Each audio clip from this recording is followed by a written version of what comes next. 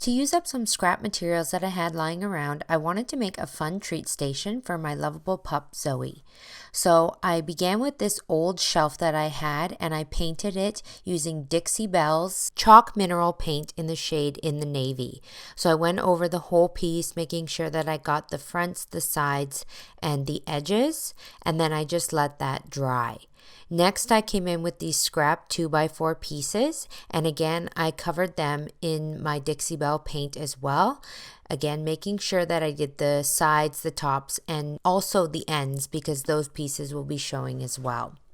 So I did a nice solid coat and then I let this dry. Once all my pieces were dry, I brought them back in and I placed my 2x4s on top of the shelf piece, lining them up at the ends. They did overhang a little bit, but that's okay.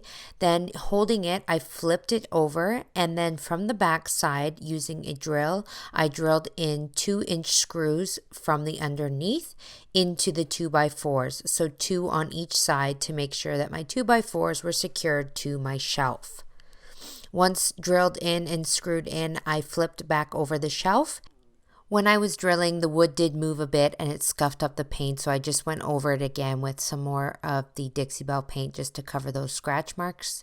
And then I came in with these brackets here. These are wrought iron brackets for closets, and I just mounted those onto the top of my 2x4s, making sure that they were even, and I wanted to make sure that the long sides of the brackets were pointing up.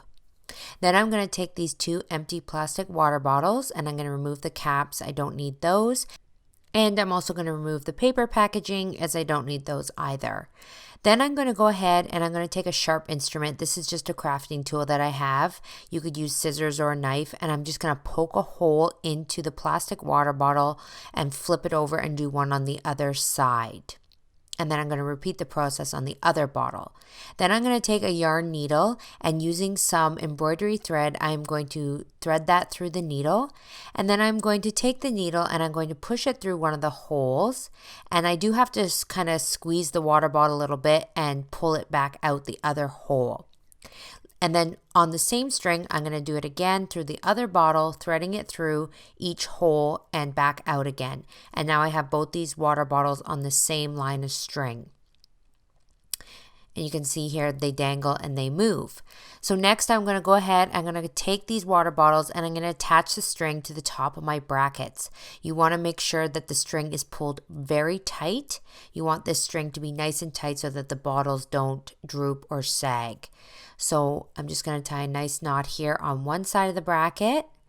And then I'm going to go ahead and I'm going to see exactly how much string I need to make this nice and tight. Cut it, and then I'm going to apply it onto the next hole on the other bracket. Again, pulling very, very tight. If it's not pulled tight, this DIY project will not work. Once I have these bottles attached, I just go ahead and wanted to add a nice little creative touch to this. So I did cut out a decal with my Cricut cutting machine. If you don't have a Cricut cutting machine, you could always find a nice stencil or hand paint something on as well. Now I'm going to take this outside and we are going to show Zoe how this works. So Zoe, my dog here, she actually loves treats, as any dog does, and she also loves water bottles. So I was hoping that this would entice her. And so all she has to do is kind of come over and bite the water balls or flip them and try and get the treats out. So you'll see here I set it up for her and she actually loves it. It's so cute. I have to be careful not to keep refilling it over and over again because too many treats is not always a good thing, but she also loves to play with the water bottles on the line on the string. So this was a DIY project that was a win in my books. I hope this inspires you to get creative with your own pets and maybe come up with your own DIY treat station or pet toy. Thanks so much for tuning into Home Talk, and we'll see you on another video.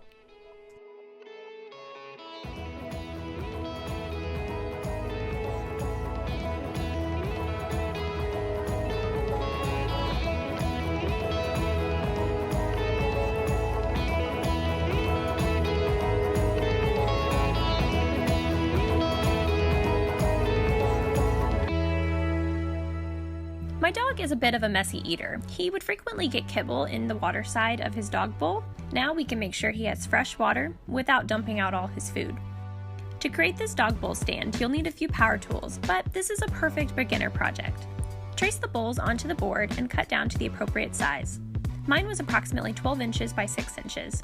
If you have a table saw, you can use that, or just use a circular saw with a guide. Drill a hole into the middle of each circle. Whether you're using a jigsaw or the scroll saw to cut the circles, you'll need a hole in the middle to start with. There's versatility in the tools used for this project, so even if you're limited on the tools in your workshop, you should be able to adapt to get this project made.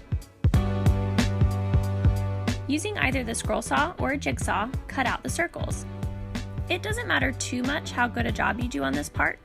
If your circles aren't perfect, don't fret, they will be covered.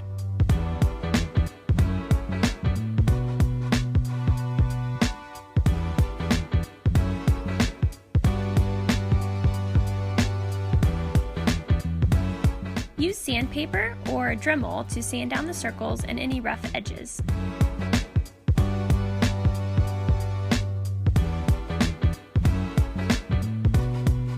Using the remnants of the original board, cut 2 sections to add on either side as the legs for your dog bowl stand.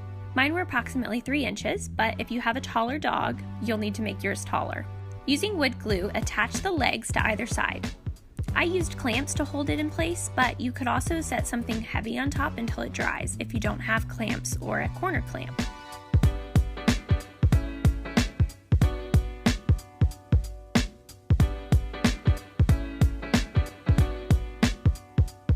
This corner clamp was the best $10 I ever spent. After it's dry, use wood filler if needed, then sand again.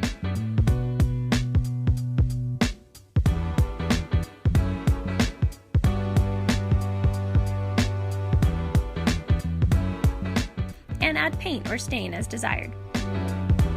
I painted mine royal blue and love how it turned out.